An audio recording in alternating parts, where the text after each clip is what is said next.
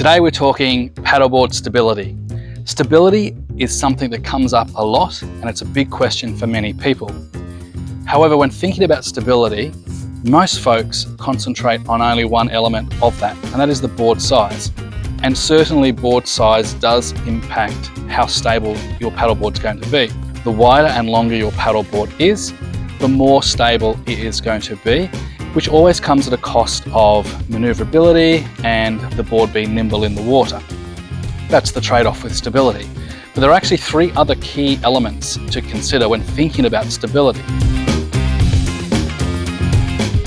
The second, and probably the second most important one, is actually rigidity. How rigid is the board in the water, particularly for inflatables? If the board is not very rigid, when it's in the water and you stand on it, the board will bow through the middle. And that pretty much renders the board size ineffective or less effective and will negatively impact stability. So how rigid that board is plays a really important part also. The third one is thickness. How thick is the board?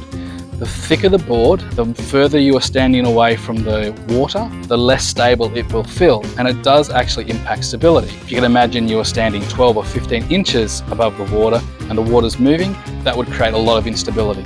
So the closer you stand to the waterline, the more stable the board's going to feel for you. Now, lastly is fin setup, and something that not many folks will think about. But a large center fin will always provide the most amount of stability for a board. And if you don't believe this, you should take a paddleboard out with no fins and you'll soon realize just how much effect they have. Large center fin, which is runs along the center line of the board.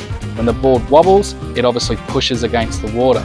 So a large 9-inch style fin that's nice and rigid will actually provide the most amount of stability.